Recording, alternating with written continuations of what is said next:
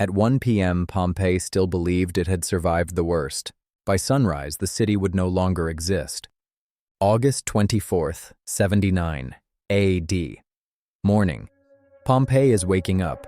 A bakery on the Via dell'Abbondanza pulls fresh loaves from the oven, each one stamped with the baker's name, still warm.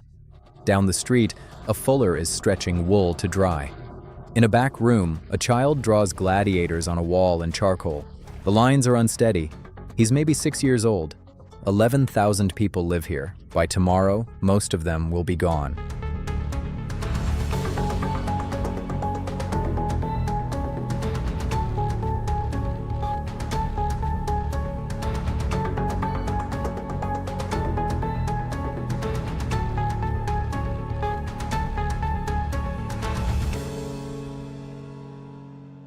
Pompeii sits at the foot of Mount Vesuvius, a green slope rising above the Bay of Naples.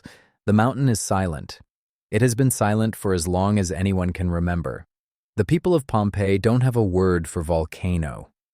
They don't know what Vesuvius is. They are about to find out. This is the story of 18 hours that buried a Roman city under 20 feet of ash. Not in centuries, not in years, in a single afternoon. And of what we've found, almost 2,000 years later, when we started digging it back up. Pompeii, 79 A.D. The city is prosperous, a port town that ships wine and garum, a fermented fish sauce, across the empire.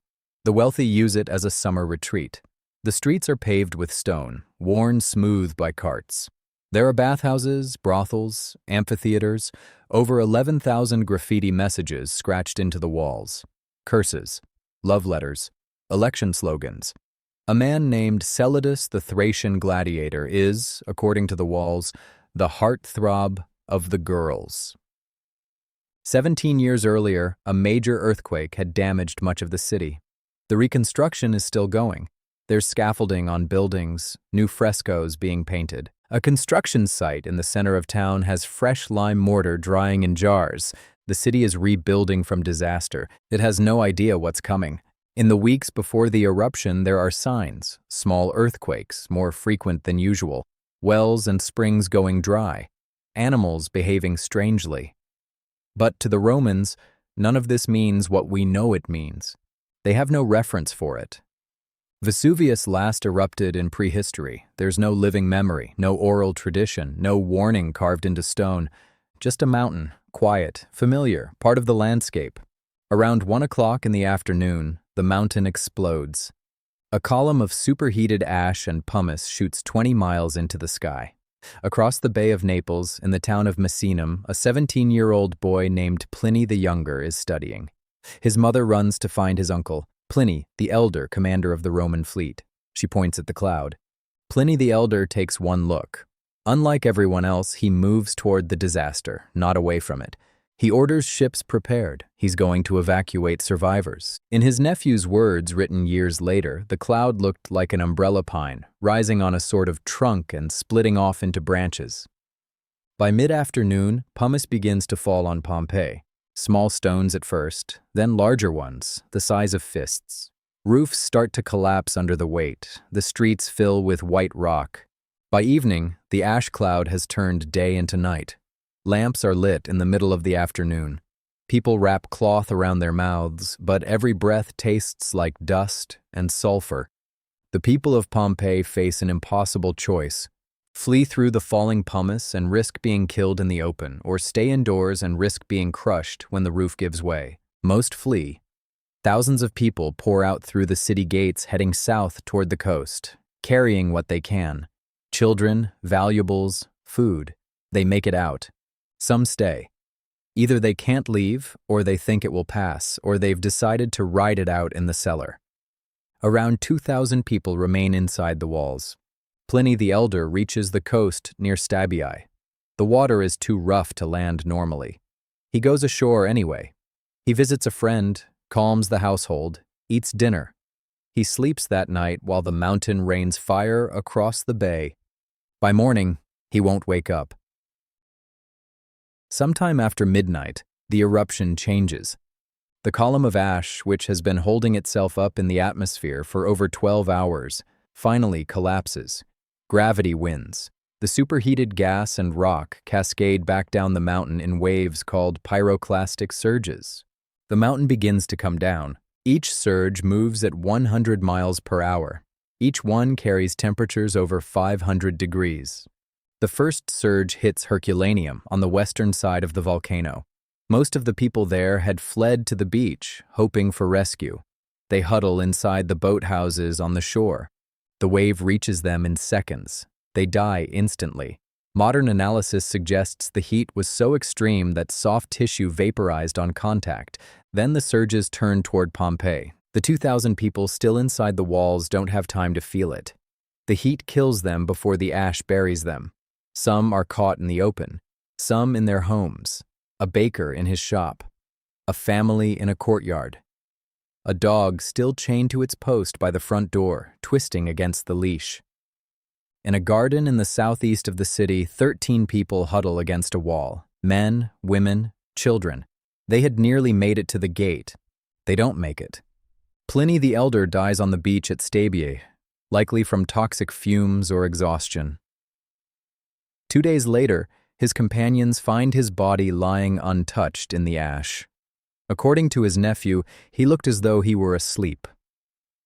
By the time the sun rises on August 25th, Pompeii is gone.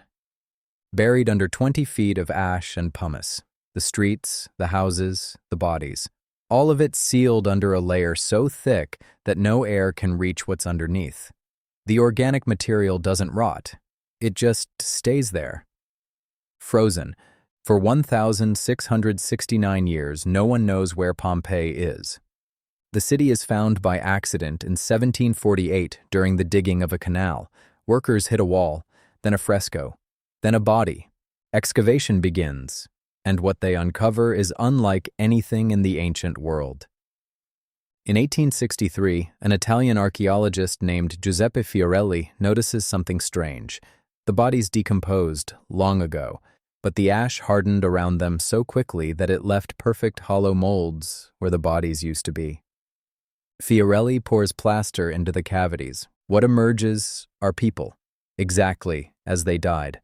A man covering his face with his arm, a woman with her hand over her mouth.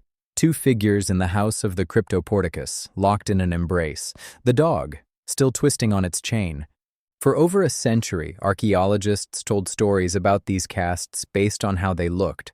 The 2 embraced figures were said to be sisters, a mother and child, lovers. The discoveries keep coming. In 2023, a fresco was uncovered showing a flat round bread topped with fruit and served with wine, a flat bread that looked strangely modern. In 2024, on a wall in a back room, archaeologists found charcoal drawings made by children, sketches of gladiators and hunters drawn at the height where a 6-year-old hand could reach. Then, in 2024, DNA analysis was done on the casts. The 2 figures in the Cryptoporticus were both men. Unrelated, almost certainly not what anyone had assumed. The casts haven't changed. We have. The DNA is telling us our stories were wrong. In 2025, in a newly excavated banquet hall, they uncovered a fresco the size of a wall, nearly life-sized figures. Dionysus, satyrs, maenads carrying a slaughtered goat, a woman about to be initiated into the mysteries. The fresco had been painted 100 years before the eruption, and it had been waiting under the ash ever since. They named the house the Casa del Tiasso, the House of Thyasus. 2/3 of the city has been excavated. The other third is still underground. Every year, something new comes out. Bread loaves with the baker's name still stamped into the crust, fingerprints pressed into pottery, a child's handwriting on a wall, an entire civilization paused in mid-sentence. The mountain is still there. Vesuvius is still active. 3 million people live in the area around it now. The volcano has not forgotten how to erupt. The drawings survived. The child did not.